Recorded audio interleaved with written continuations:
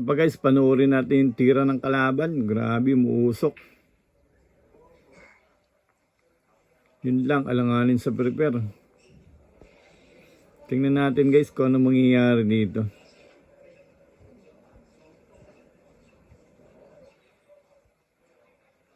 Tatampalin lang to para may prepare. Ayan guys, sa mga nagbaguhan dyan, pag-aralan nyo yung tampal na tira sa gitna po yan, tapos pipitikin. Okay?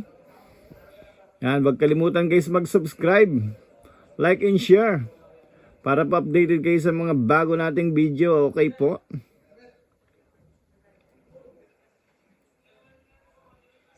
Ito guys, pepektusan to ng kaliwa, pitik, para pupunta yung pumato doon sa side pocket. Ayun na, sa side pocket nga pumunta. Naku, sa butas naman dumiretso.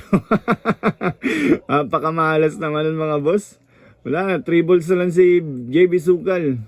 Wala na yan, mani-mani na lang yung kay JB Sukal yan. Grabe naman yung malas mga boss. Bang! Last 2 balls. Yan guys, huwag kalimutan like and share. Subscribe para pa-updated kayo sa mga highlights natin mga video. Wala na, game ball.